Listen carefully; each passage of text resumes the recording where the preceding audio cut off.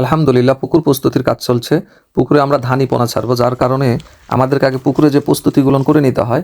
পুকুরের সবচেয়ে বড় বিষয় যেটা সতর্ক থাকতে হয় আমাদেরকে, যে পুকুরে মাছ ছাড়ার পূর্বে আমাদেরকে যে কাজগুলো করে নিতে হবে অবশ্যই। যদি এই কাজগুলো না করে আমরা যে পুকুরে মাছ ছাড়ি, তাহলে আমরা ক্ষতির সম্ভাবনা পড়ি।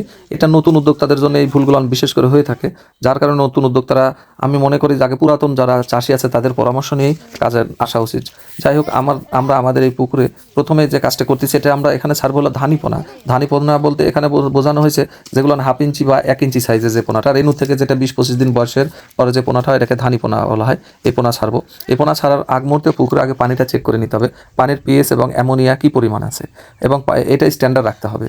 তারপরে যে বিষয়টা গুরুত্ব দিতে হবে, পুকুরের খাদ্য কি পরিমাণ আছে, এখানে জুপ্লান্টন এবং ফাইটোপ্লান্টন, এই খাবার অতিরিক্ত থাকা যাবে না, আবার কমও থাকা যাবে না।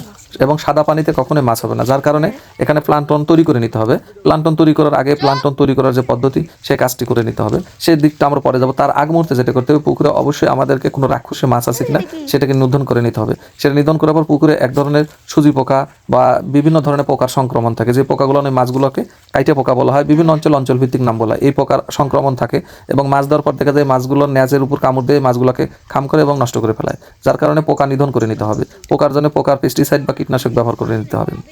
তারপর মাটি আপনাকে চেক করে নিতে হবে, এটা কোন ধরনের মাটি, বেলে মাটি না লাল এঁটেল মাটি।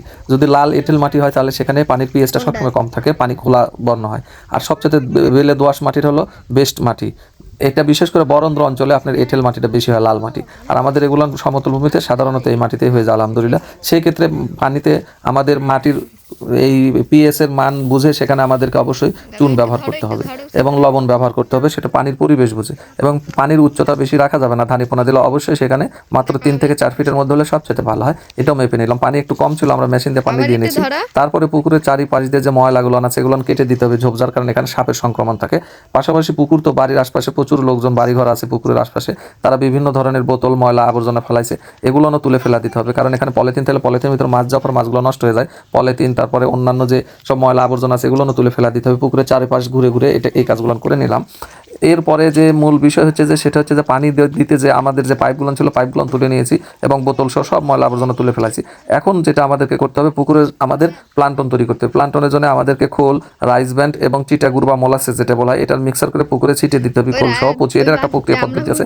দিলে আমরা যখন দেখবো যে ইতিমধ্যে প্লান্টন হয়ে গেছে, অর্থাৎ সবুজ কালার বর্ণ ধারণ করেছে, তখন আমরা মাছ দিতে পারি এবং প্রয়োজনে আমরা নমুনা টেস্টও করতে পারি কয়েকটা মাছ দিয়ে। তাহলে আলহামদুলিল্লাহ আমাদের পরবর্তীতে এই ক্ষতির সম্ভাবনা হবে না।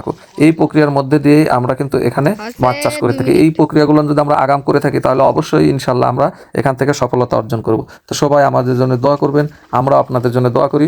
এবং মাছ চাষের ভিডিও আমরা প্রতিনিয়ত হয়তো 10-12 দিন পর একটা করে দেই। এবং অন্যান্য আমাদের যে কৃষি কাজ করি, প্রত্যেকটা আমাদের প্রোগ্রামে আমাদের যে কর্মক্ষেত্র থাকে, আমাদের যে কাজ আছে, সেই কাজগুলো সবকিছুই আমরা দেওয়ার চেষ্টা করে থাকি। এবং আমরা প্রতিনিয়তই আমাদের যে কৃষি ফার্মের যে কাজ, পেয়ারা, ড্রাগন, মালটা এবং গরুর ফার্ম এবং মাছ চাষ, সমস্ত কাজের যে ভিডিওগুলো থাকে আমরা দেওয়ার চেষ্টা করি শিক্ষামূলক, যাতে করে এখান থেকে অনুপ্রেরণা বা এখান থেকে আরো 10 জন যেন এখান থেকে এই আমাদের ভুল থেকে তারা শিক্ষা নিয়ে তারা যেন এখান থেকে সফলতা অর্জন করতে পারে। যেহেতু ডিজিটাল যুগ আমাদের জন্য একটা আশীর্বাদ, আমরা ঘরে বসে থেকে আমরা প্রতিনিয়তই, আমার যে 15-20 বছর অভিজ্ঞতা আমি যখন শেয়ার করতেছি একজন নতুন উদ্যোক্তা, তখন সে 15-20 বছর অভিজ্ঞতা নিয়ে কিন্তু মাঠে যাচ্ছে। কারণ আমার যে অভিজ্ঞতা তাকে শেয়ার করলাম, জাস্ট একটা ফটোকপি, এটা সে যখন গ্রহণ করবে আলহামদুলিল্লাহ তার জন্য এটা একটা সফলতার দিক। তাই আমি মনে করি যে আমাদের এই কৃষিভিত্তিক যে চ্যানেলটি খুবই শিক্ষা বয়ে আসবে এবং মানুষের উন্নয়ন আসবে, দেশের উন্নয়ন আসবে, ব্যক্তি সাফল্যের পাশাপাশি রাষ্ট্রীয় সাফল্য আসবে এবং সবার সুস্বাস্থ্য দীর্ঘ কামনা করি। আপনারা সবাই আমাদের জন্য দোয়া করবেন, আমি আপনাদের জন্য দোয়া করি এবং আমাদের চ্যানেলটি আপনারা লাইক এবং সাবস্ক্রাইব করে আমাদের সাথে যুক্ত থাকুন।